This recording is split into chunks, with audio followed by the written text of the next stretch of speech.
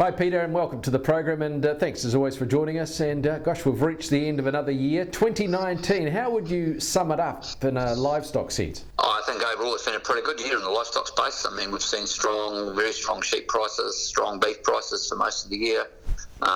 Probably challenging in the dairy space, but across most commodities it's been very good, and I think our sheep and beef guys particularly have had a good year. I mean, certainly we've had some blips during the year with climatic challenges. Certainly going into the winter there was a period there where it was not a lot of feed around, but generally it's been a pretty good season, and I think most farmers would say it's been a good solid year with good pricing.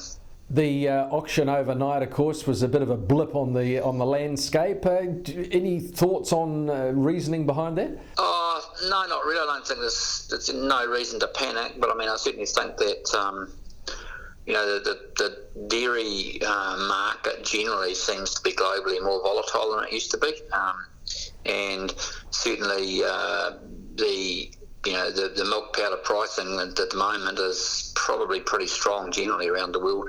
But also, we do seem to see these blips from time to time. But we're still potentially talking a $7 plus payout, so not all bad. And as to 2020, how are you feeling going into the year? Is there anything you need to be aware of or look out for? I think, again, I look at the protein demand, and I've spoken about this before, into China and Asia. There's strong protein demand there for all commodities, but particularly lamb and beef. I mean, I can see lamb continuing to be very strong for the foreseeable future.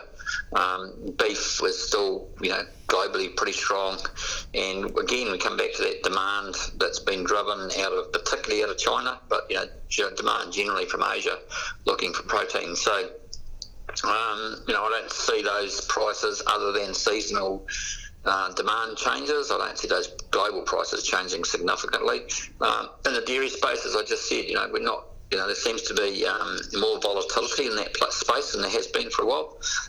But if we do get a $7 plus payout, that's a long way from the $4 that we had not that many years ago.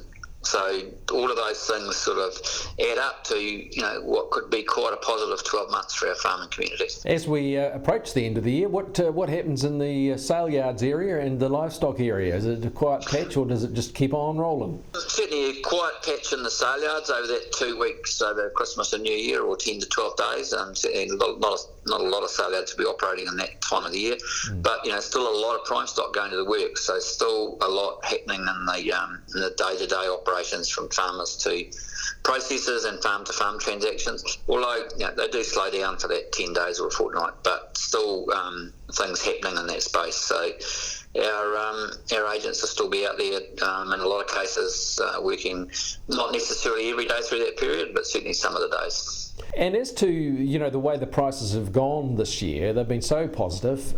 Do you see that changing mindsets, and that people adapting perhaps away from dairy, looking more at sheep and beef again?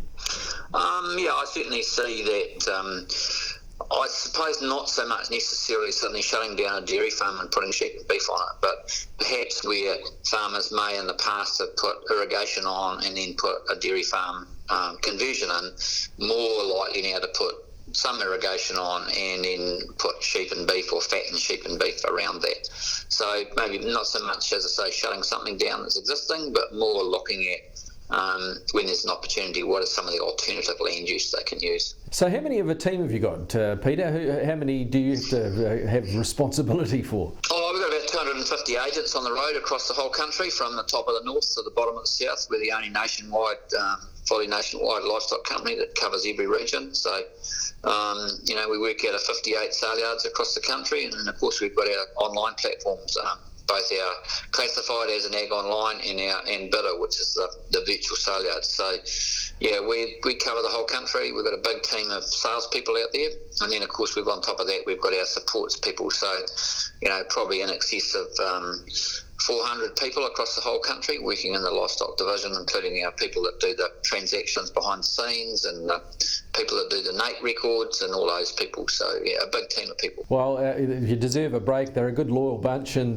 worked hard through the year, and I hope you managed to get a decent break yourself, and have a happy Christmas and a great New Year. Yeah, I just like to at the opportunity to first of all wish all our clients a happy new year and a prosperous year coming up. Hope they have a great Christmas with family, and I hope they all get a chance to take some time out with family. And for my wider team, as in all my people that are in PGG Wrightson's Livestock, just want to wish them all the best, and also hope they get a chance to take some time out.